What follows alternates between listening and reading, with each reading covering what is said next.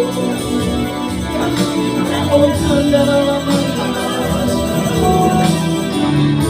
mengucap syukur terima kasih. Pengharapan kami di dalam Engkau tidak ada yang sia-sia. Kami percaya Tuhan, tahun ini adalah tahun di mana penggenapan firman-Mu digenapi. Tahun iman kami dibangkitkan, iman kami makin hari makin naik. Hidup kami Tuhan dipulihkan hanya untuk memuji menyembah Engkau di dalam roh dan kebenaran. Diberkatilah Engkau Bapa Tuhan pencipta alam semesta, Tuhan yang telah menaruh roh kehidupan atas setiap kami manusia, Tuhan yang menjadikan langit dan bumi dan menjadikan segala sesuatunya berkata dan terakhir. Terima kasih Bapa, nyatakan isi hati-Mu bagi kami saat ini. Biarlah Bapa, apa yang menjadi bagian kami itu benar-benar kami terima. Biarlah kami yang punya mata melihat, oh yang punya telinga mendengar Bapa. Karena kami tahu Bapa, rahasia isi hati-Mu hanya dibukakan kepada orang-orang yang mengalami perkenanan-Mu. Di dalam nama Yeshua Masiah, di dalam nama Yesus Kristus yang kami sembah, kami sambut shalom-Mu, kami sambut firman-Mu yang siap dipulihkan, siap diberkati. Sama-sama katakan amin. Haleluya. Duduk di dalam hadirat Tuhan. Shalom Bapak Ibu Saudara. Saudara tahu waktu penyembahan tadi dinyanyikan, hadirat Tuhan itu terasa penuh di tempat ini.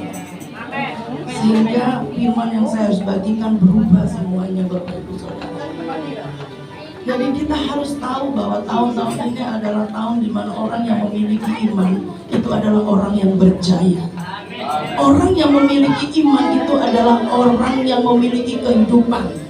Saudara, saya mau saudara kanan kiri coba fokus dengan firman, jangan sambil lalu. Karena dia akan mempertajam telinga kita setiap hari. Iman itu hanya timbul ketika kita mendengarkan firman Tuhan. Kalau Bapak Ibu Saudara mendengarkan firman Tuhan dengan sambil lalu, tidak dengan seksama menganggap remeh firman Tuhan, gimana iman saudara bisa tumbuh? Gimana iman saudara bisa naik? Gimana saudara bisa memanifestasikan iman yang saudara miliki? Bapak Ibu Saudara dikasih Tuhan, saya bersyukur punya sahabat seperti Ibu Hana Nani. Beliau punya iman yang luar biasa. Pasti saudara nggak asing dengan kesaksiannya yang luar biasa. Itu nafas kehidupan itu yang bisa memberikan cuma Tuhan. Nafas haya itu cuma Tuhan yang bisa memberikan. Tetapi harus ada kerjasamanya antara kita dan Tuhan. Kalau kita nggak mau sepakat dengan perkataan Tuhan, dengan firman-Nya, maka doa tinggal doa. Tetapi karena Ibu Hana Nani itu tadi sepakat dengan firman-Nya, bahwa dia akan hidup dan dia akan diberi kesempatan untuk menjadi bukti dan saksi bagi kebesaran firman-Nya, maka nafasnya diberikan kembali, dihembuskan kembali. Yang menjadi pertanyaan Bapak Ibu Saudara, kalau saudara disembuhkan, dipulihkan, diberkati, tujuannya untuk apa? Kalau saudara tidak mengerti tujuannya, nggak mungkin doa saudara akan dijawab Tuhan. Doa kita, pergumulan kita akan dijawab Tuhan ketika kita memiliki pengertian akan kehendak Tuhan. Ketika kita mengerti rencananya atas hidup kita, barulah setiap apa yang menjadi kerinduannya Bapa itu menjadi kerinduan kita, maka penggenapan demi penggenapan itu pasti terjadi. Seperti lagu dari awal, aku tidak mau berjalan bila engkau tidak bersama. Itu adalah orang yang tahu bahwa hidupnya tidak ada apa-apanya tanpa Tuhan. Hidupnya tidak ada artinya tanpa firman. Hidupnya tidak ada apa-apanya, tidak berarti tanpa iman. Bapak Ibu Saudara, orang yang punya iman itu hidupnya selalu bersemangat. Haleluya. Orang yang hidupnya dengan iman, hidupnya itu tidak pantang menyerah. Karena ia tahu kalau ia menguji kita, kata Ayub, kalau ia menguji aku, karena ia tahu jalan hidupku. Tuhan menguji kita. Benar nggak sih? Cinta kita itu sama seperti apa yang kita ucapkan sama Tuhan. Seperti tadi Bapak yang WL di tempat ini, Sekalipun Tuhan gak menolong, Tuhan gak menyembuhkan engkau, apakah engkau masih mengasihi dia? Apakah engkau masih mencintai dia? Berjalan bersama Tuhan, hidup tanpa tantangan, seperti itu. Justru berjalan bersama Tuhan, hidup ada tantangan, tetapi tantangan itu akan membuat kita mengalami promosi demi promosi. Haleluya. Jadi apa yang disampaikan dari awal ini sudah menjawab apa yang Tuhan mau sampaikan hari ini, Bapak Ibu Saudara. Ibrani 11 ayat 1. Iman itu dasar dari segala sesuatu yang tidak kita lihat. Iman adalah dasar dari segala sesuatu yang kita harapkan dan bukti dari segala sesuatu yang tidak kita lihat. Kalau hari-hari ini Bapak Ibu Saudara tidak memiliki iman yang kuat, iman yang tangguh, engkau akan kalah dengan keadaan, engkau akan kalah dengan intimidasi, engkau akan kalah dengan berita-berita yang menakutkan, yang mengkhawatirkan di luar sana. Kalau engkau tidak punya persekutuan yang dekat dengan Tuhan, mustahil engkau punya iman yang teguh, mustahil engkau punya iman yang kuat, mustahil engkau punya iman yang tangguh. Hanya orang-orang yang suka bergaul karib di hadirat Tuhan dan melakukan firman Tuhan, hari-hari ini hidupnya berkemenangan. Saudara, kita harus memiliki iman yang tangguh di akhir zaman, karena kita adalah generasi pilihan sisa kasih karunia, yaitu generasi iman yang gagah perkasa, generasi pelaksana firman, dan kita adalah generasi pewaris. Orang-orang yang memiliki iman, dia adalah pewaris. Kalau orang-orang tidak memiliki iman dan hidupnya gampang loyo, gampang beleot, gampang putus asa, untuk hari-hari ini engkau tidak akan mengalami apa-apa. Iman yang tangguh artinya, saya mau jelaskan sedikit saja. Iman yang tangguh adalah iman yang tetap mempercayai Yesus sebagai Allah, sebagai Tuhan, sekalipun tidak melihat dan mengalami. Tadi WL-nya sudah ngomong, kalau kita disembuhkan, kita bisa ngomong Tuhan Yesus baik. Kalau kita diberkati, kita bisa ngomong Tuhan Yesus itu hebat. Kalau doa-doa kita dijawab, kita baru bisa ngomong Tuhan Yesus itu luar biasa. Tetapi pada waktu doa saudara tidak dijawab, apakah saudara masih bisa bilang dia Tuhan yang baik, dia Tuhan yang hebat, dia Tuhan yang luar biasa? Hari-hari ini kita akan diperhadapkan dengan situasi yang seperti ini.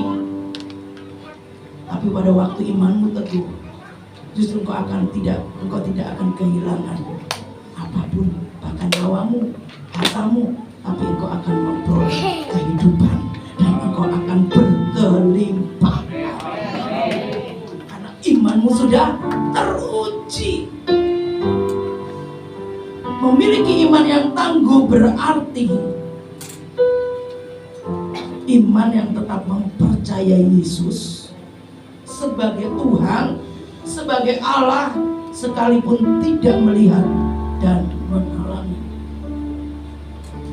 Iman yang tangguh adalah iman yang tetap mempercayai Yesus sebagai Allah, sekalipun tidak melihat dan mengalami. Bersiap-siapkah saudara? Mau bersiap-siapkah? Justru orang yang seperti ini akan memperoleh semuanya. Kalau engkau nggak menjaga imanmu mulai start sekarang, engkau tidak akan mengalami kemenangan demi kemenangan. Roma 10 ayat 17, jadi iman timbul dari pendengaran dan pendengaran oleh firman Kristus. Jadi orang Kristen harus memiliki iman yang tangguh. Jangan iman tempe, ya. Jangan iman yang berubah-berubah. Sebentar kuat, sebentar naik, sebentar turun kayak lift. Di-touch naik, di-touch turun. Iman kita harus naik, terus naik, terus naik, dan terus naik. Jangan kasih kendor imanmu. Situasi boleh berubah, keadaan boleh gak nyaman, tapi imanmu kepada Kristus, jangan kau jual dengan apapun, dengan semangkok kacang merah. Pada waktu Esau menyesal, sekalipun dia menangis, dia tidak lagi memperoleh kesempatan. Dia sudah kehilangan kesempatan. Yang kedua, kita harus memiliki iman yang teguh. Seseorang yang memiliki iman yang teguh akan tetap beriman pada Tuhan apapun yang terjadi dalam hidupnya. Kemalangan hidup, penderitaan, dan duka cita tidak akan menggoyahkan imannya kepada Tuhan. Ia seorang pribadi yang selalu bisa merasakan rasa aman di dalam Tuhan. Karena apa? Kehidupannya dijamin oleh Dia. Haleluya. Bapak Ibu Saudara, satu ketika saya berdoa, Tuhan, umur saya sudah sekian, hidupnya seperti ini, saya belum punya rumah. Pada waktu itu, apakah Tuhan gak mendengar apa yang saya ceritakan? Saya yakin Tuhan sangat mendengar. Jauh sebelum kita ucapkan doa-doa saja, Tuhan tahu kedalaman hati kita. Tapi apa yang Tuhan sampaikan kepada saya? Di Yakobus 17, di situ dikatakan sekalipun pohon ara tidak berbuah, pohon anggur tidak berbuah. Saudara, kalau engkau didoakan, dinubuatkan yang baik-baik, engkau senangnya setengah mati. Tapi kalau pada waktu Tuhan ngomong yang sebenarnya tentang keadaanmu, apakah engkau siap? Kalau engkau punya iman yang tangguh, engkau punya iman yang kuat, engkau punya iman yang teguh, engkau sekali Yesus tetap Yesus. Sadrak, Mesak, Abednego, sekalipun Tuhan tidak menolongnya, dia akan tetap menyembah Dia sebagai Tuhan yang hidup dalam kehidupan. Apakah saya kecewa? Saya tidak kecewa. Coba di dalam Habakuk 17. Jadi kalau sekarang saudara lagi dalam proses penderitaan, ingat baik-baik, itu hanya ujian sementara. Apakah hatimu ada di hartamu? Kalau kau diproses dengan hartamu, ekonomimu, kalau kau diproses dengan tubuh kesehatanmu, apakah hatimu ada di situ? Tapi kalau hati kita tetap kepada Dia, maka mujizat demi mujizat itu pasti kita alami. Sudah Habakuk 3. Habakuk 3 ya, Habakuk 3:17 ya.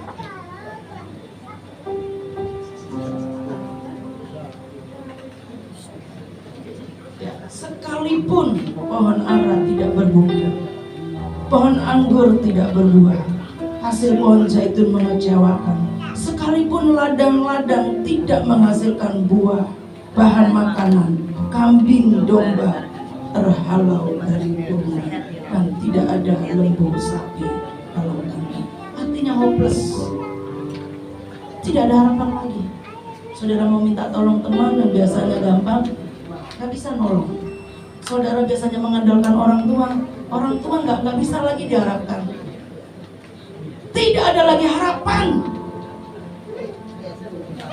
Halo, pada waktu saya berdoa, saya meminta, saya ngomong sama Tuhan, Tuhan, usiaku sudah sekian, kehidupanku seperti ini, rumah aja kan nggak punya.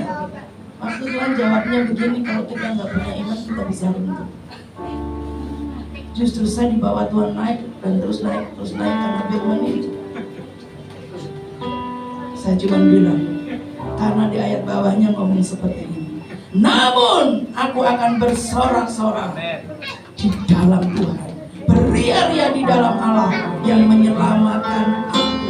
Allah Tuhanku, itu kekuatanku.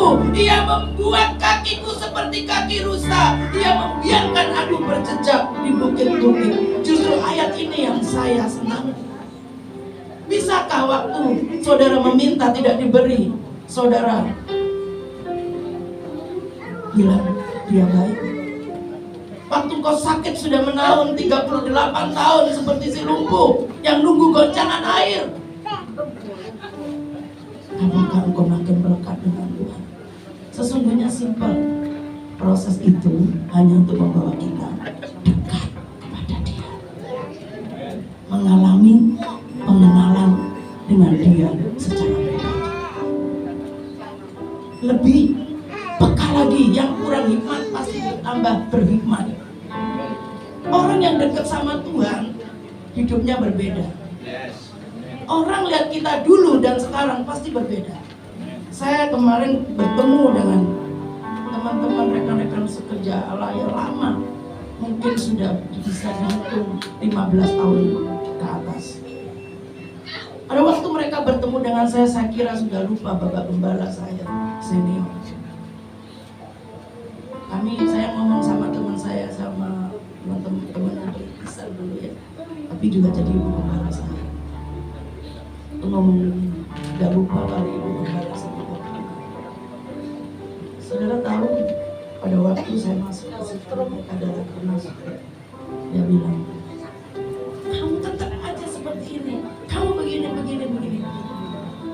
Dan Bapak Gembala itu seperti ini, pasti sudah lupa. Begitu saya masuk ketemu malam itu di hotel, lupa pasti. Oh, Rika, dulu kamu kurus, sekarang kamu gemuk.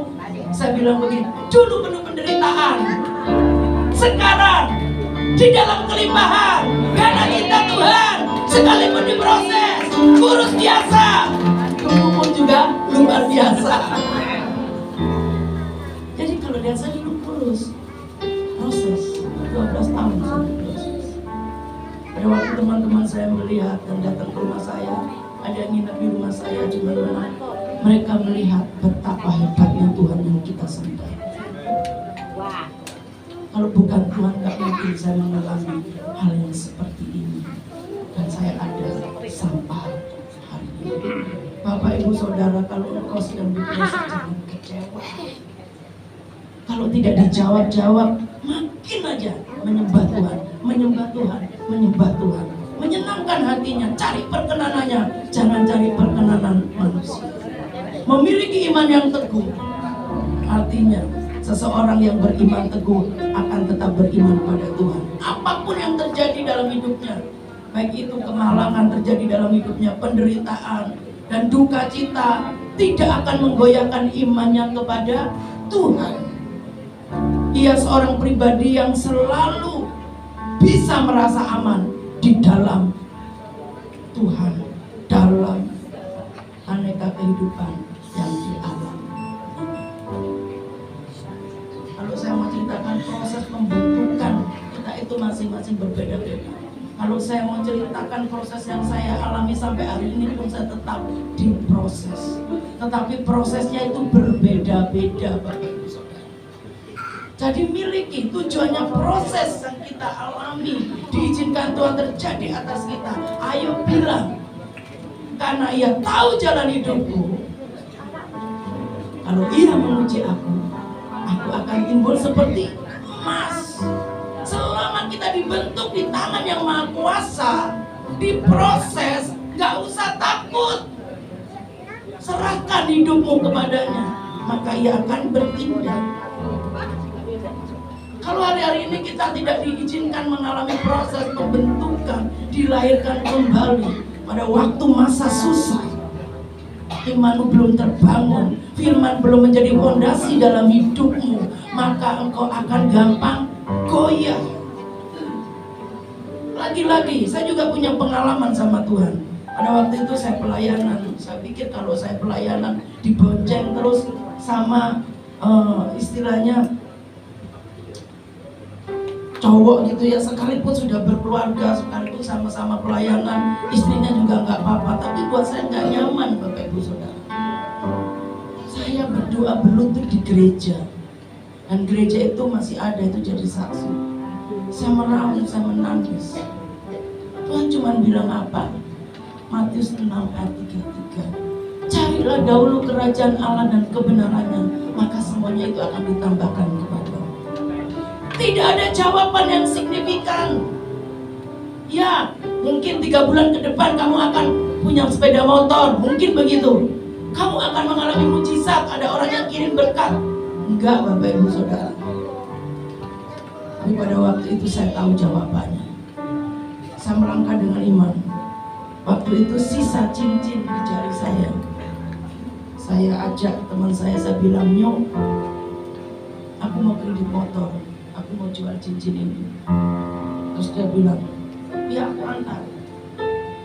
Saudara tahu waktu disuruh apa? Saya jualan jamu. Supaya apa? Kreditnya tuh lancar. Dan benar saya dikasih. Waktu Revo tahun 2010.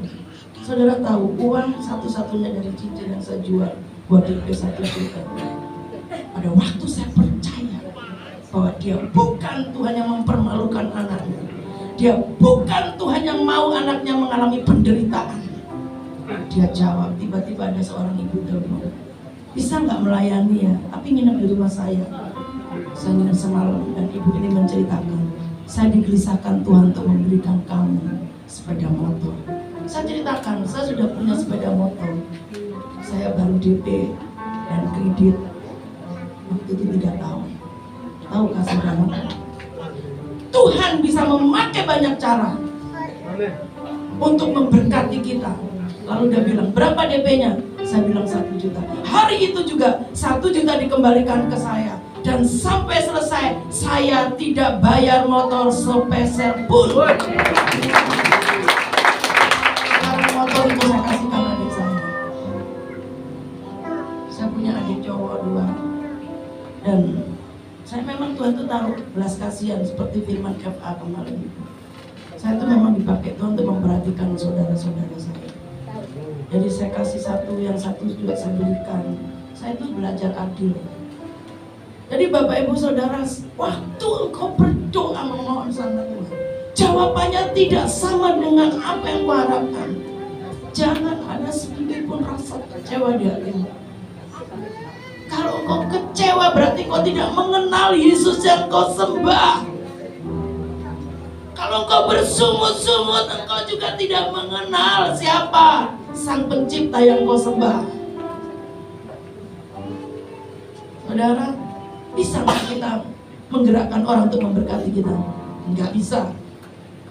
Saudara kira orang kaya itu tambah istilahnya tambah pelit ya, saudara yang ngomong tambah pelit. Karena apa? Karena Tuhan tidak berkenan. Kalau Tuhan berkenan, orang yang pelit pun nggak jadi pelit. Halo, tergantung iman saudara. Jadi imanmu jangan berharap sama manusia.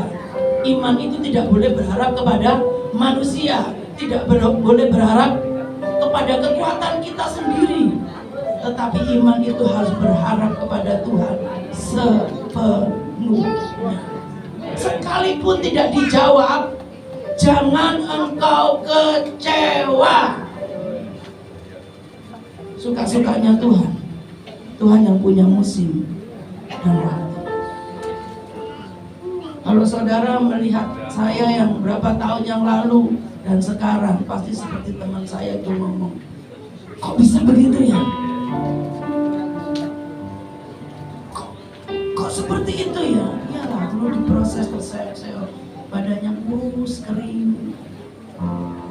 Tapi saya itu bersyukur sekalipun saya diproses, sekalipun saya seperti burung raja wali yang retret di gua 40 hari. Bulu saya itu rontok, paruhnya dipatahkan, ibaratnya seperti itu. Jangankan mau memberi ngasih makan orang, untuk makan sendiri aja nggak bisa. Artinya apa? Untuk mendoakan orang lain nggak bisa. Saya tidak mencari pelarian kemana-mana. Saya pergi ke persekutuan seperti ini. Saya melayani di panti jompo. Saya pagi jam 5 saya pergi di panti jompo. Saya melayani bersama teman-teman. Di situ saya dikuatkan, saya juga menguatkan mereka. Saya ngamen di sana sini, ngamen, Bapak Ibu Saudara. Hidup saya hanya karena kasih karunia. Jadi kalau Bapak Ibu Saudara baru doanya begitu aja sudah motong, saudara nggak bisa menghadapi hidup di depan. Karena musuh kita adalah raksasa. Kalau imanmu tidak dibangun mulai sekarang lewat fondasi firman yang benar, engkau akan gampang tumbang ketika engkau mengalami badai. Engkau akan gampang lenyap. Bisa ngomong kayak gini, gak Yesus-Yesusan, gak Tuhan-Tuhanan. Bisa gitu loh saudara. Tapi kalau kita punya iman yang kuat, punya iman yang tangguh, punya iman yang teguh, hidup kita itu menjadi lebih dari pemenang. Yang ketiga, kita memiliki iman yang kuat. Memiliki iman yang kuat itu artinya memiliki kepercayaan yang kuat terhadap Sang Pencipta, yaitu Tuhan. Jadi apapun yang terjadi dalam hidup kita, sekalipun Bapak Ibu Saudara, bensin saya sudah di tanda merah, sudah res, kami punya iman. Asal kami berjalan bersama Tuhan, asal Tuhan yang menyuruh saya, mengutus saya, pulang pergi juga tidak kebakaran mobil saya. Halo. Kalau kita seperti lagu tadi, tak besertaku, ku tak mampu jalan, ku perlu dibimbinglah aku dengan kasih karunia. Saudara, kali ini kayaknya Tuhan pakai saya untuk menyaksikan hidup saya. Saudara mungkin lihat saya santai pun diizinkan Tuhan. Saya nggak punya uang sama sekali. Saya tetap melayani. Saya tidur di rest area. Saya tetap sukacita, Bapak Ibu Saudara. Haleluya. Saya ingat pesan dari teman saya, teman baik saya. Satu ketika kalau kamu diangkat Tuhan, dipakai Tuhan, jangan pilih-pilih pelayanan. Motivasimu jangan karena uang. Dan saudara tahu, itu melekat di dalam hidup saya. Miliki ketiga hal ini, maka engkau akan mengalami sesuatu yang dahsyat. Yakobus 1 ayat 6, hendaklah ia memintanya dalam iman. Dan sama sekali jangan bimbang, sebab orang yang bimbang sama dengan gelombang laut yang diombang-ambingkan kian kemari oleh angin. Kalau engkau beriman kepada Kristus, kalau engkau sudah berdoa, cukup gak usah terus berdoa berulang-ulang. Engkau berulang-ulang tapi ragu, engkau juga tidak menerima apa-apa seperti ini. Tapi kalau engkau sekali berdoa, yes, ketika aku serahkan masalahku kepada Dia, maka Dia bertindak. Aku yakin, aku percaya, semuanya pasti selesai. Itu baru iman. Jangan buletisasi gitu, lalu berjalan. Kok hari ini belum dijawab apa-apa? Saya bilang waktu saya diundang di pelayanan Zoom, selama mulut kita masih bisa bicara, jangan jemu-jemu memberitakan kabar sukacita kepada semua orang. Saudara, waktu Tuhan taruh message kepada saya secara pribadi di tahun ini, yaitu Yesaya 50 ayat 4, Dia menaruh perkataannya di mulut bibir lidah saya untuk menguatkan, menyegarkan orang yang letih lesu dan mempertajam telinga saya setiap hari.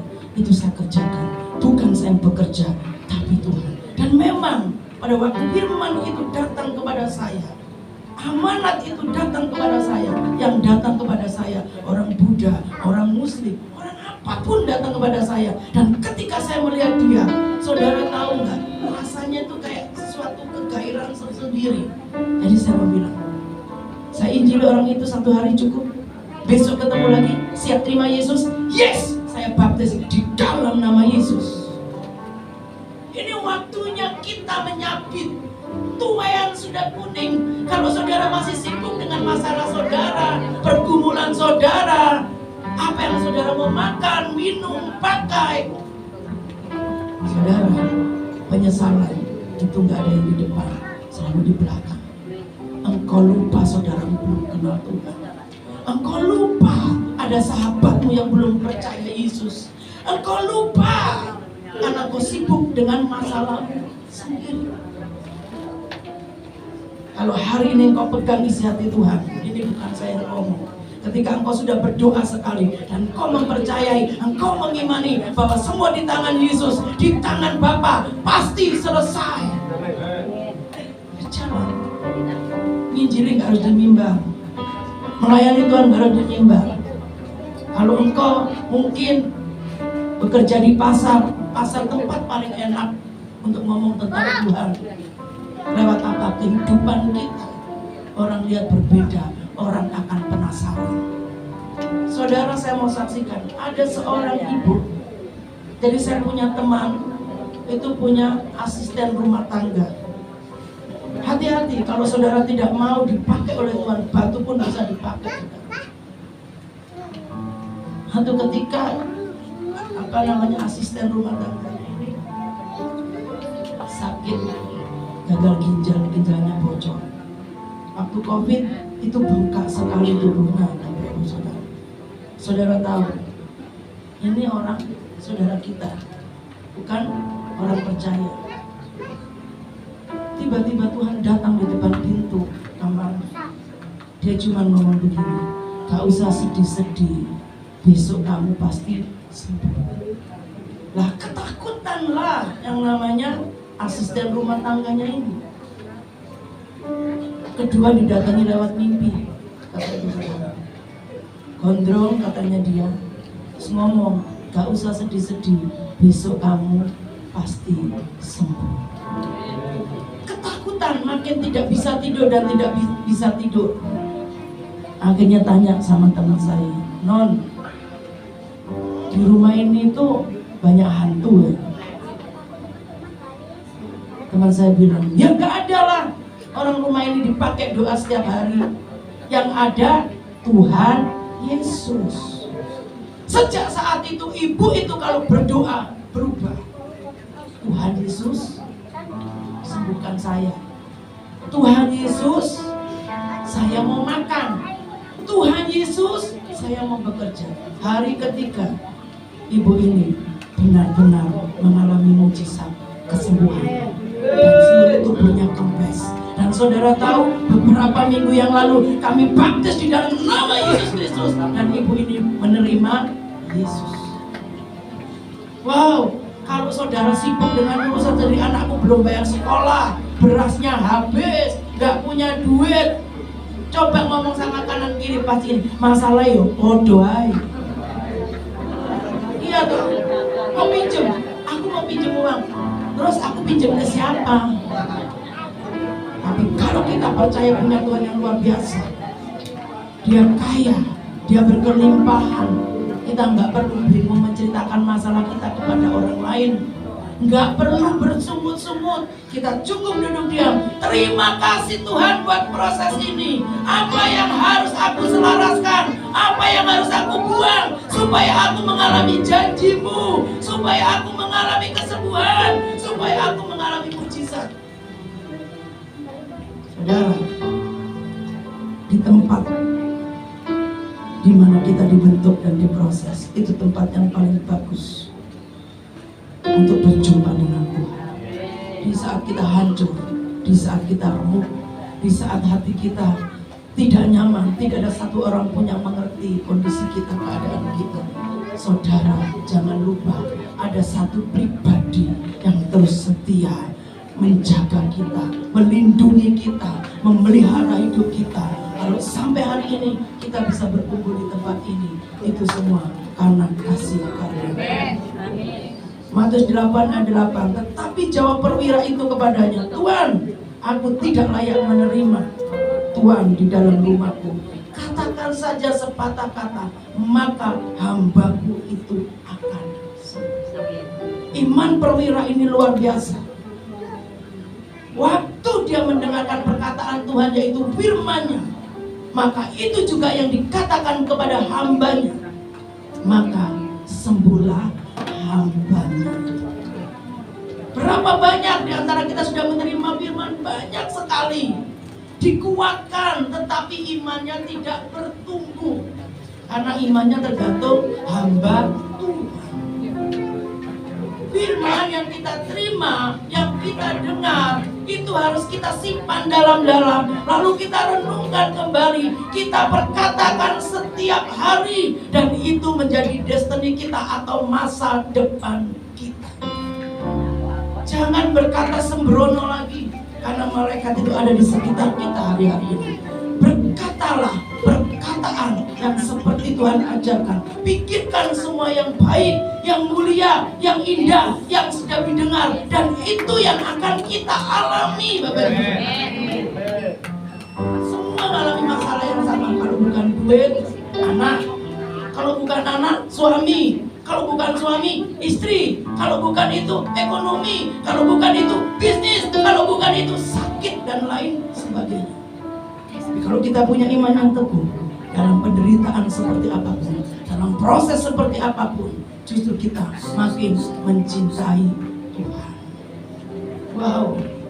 Saudara, akhirnya Yesus ngomong seperti ini, ayat yang ke-10.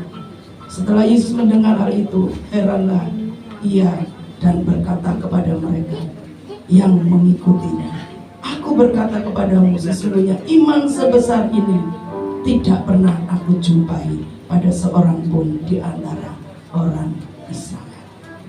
Matius 8 ayat 13. Lalu Yesus berkata kepada perwira itu, pulanglah dan jadilah kepadamu seperti yang engkau percaya. Maka pada saat itu juga sembuhlah hamba-Nya. Saudara, milikilah iman. Iman itu yang akan menyelamatkan hidupmu. Iman itu yang akan menyembuhkan sakitmu. Iman itu yang akan memulihkan ekonomimu. Iman itulah yang akan membuat perjalanan hidupmu makin hari makin naik dan terus naik dan bukan turun. Jadi kalau Bapak Ibu Saudara sedang mengalami sakit, mengalami kekurangan, miliki iman, belajar berdoa. Lihat, seperti wanita pendarahan 12 tahun. Dia tidak banyak ngomong seperti apa, dalam hatinya timbul, asalku jamah jubah-jubahmu, pasti aku sembuh. Dan seketika itu pendarahannya berhenti. Kadang-kadang saudara kurang percaya dengan perkataan saudara sendiri. Kadang-kadang kita kurang percaya dengan firman yang kita terima, sehingga mujizat itu tidak pernah terjadi. Saudara, karena saya pernah alami, saya mau bagikan tips. Pada waktu dokter diagnosa ada tumor di payudara saya bagian kiri, dan itu sudah difoto, sudah di USG, Bapak Ibu Saudara. Itu kalau diambil semangkok kecil. Dan saya memutuskan, saya tidak mau dioperasi. Karena Yesus yang saya sembah, Dia adalah tabib di atas segala tabib. Waktu itu bulan Desember dan saya sudah menghadiri Natalan. Saudara tahu, saya pulang dari Kayo, dari Yayasan Kanker. Saya pulang ke rumah waktu itu di Delta Sari. Dan ada seorang pendoa waktu itu. Saudara tahu ngomong begini. Saya bilang, Tante, lihat payudara saya, benjolan di payudara saya sudah tidak ada. Sudah tidak ada lagi.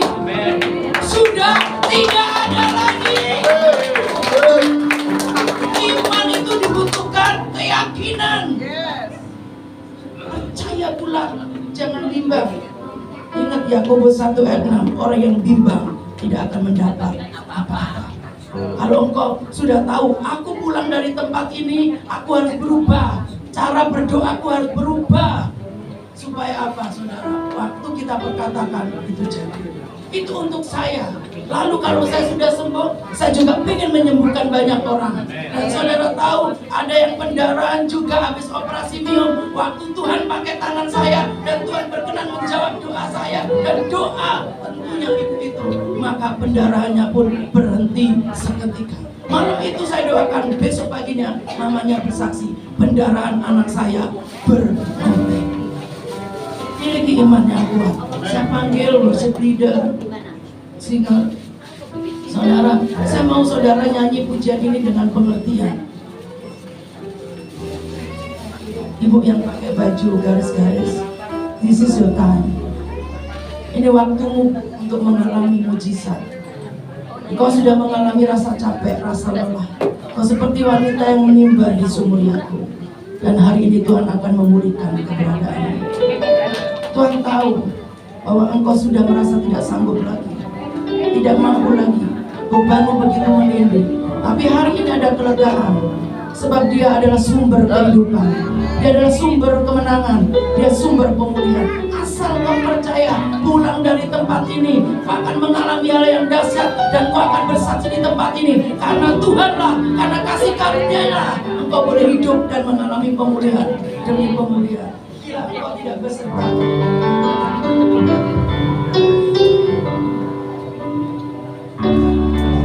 tak bersertaku,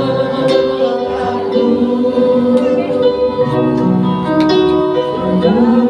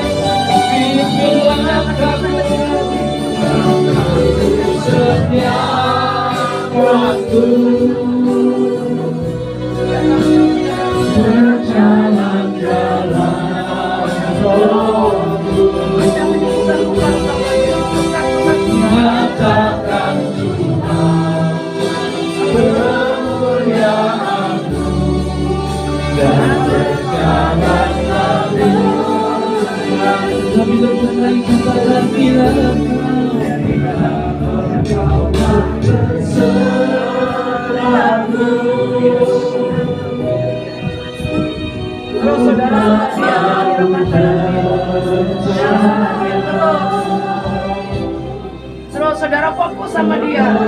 Dia sendiri yang menyembuhkan saudara. Pimpin langkahku dengan kasih karunia-Mu. Nyanyikan dengan iman saudara. Pimpin langkahku setiap waktu,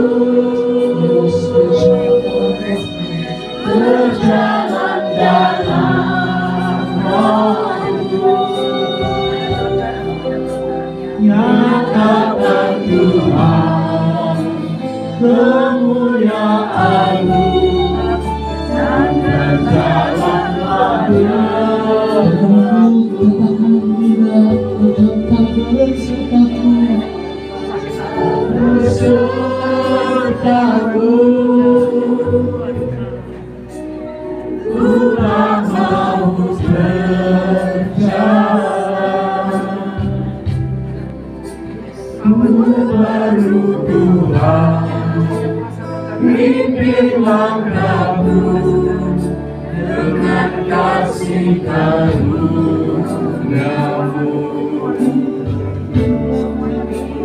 Kataku setiap waktu,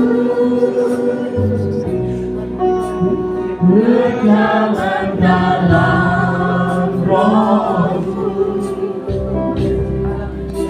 Nyatakan Tuhan kemuliaan-Mu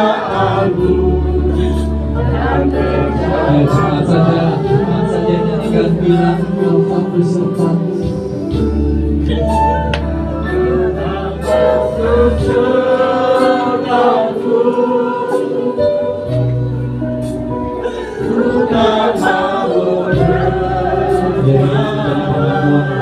komitmen kita sama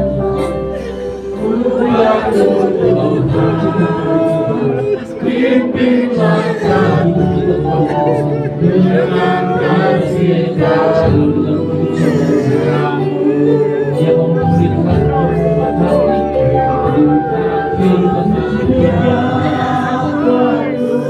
ada umur ya, ada kesembuhan. Berjalan dalam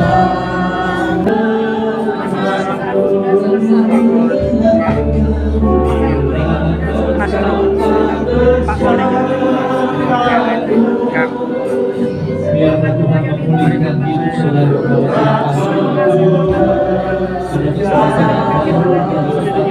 sudah kuasa yang dia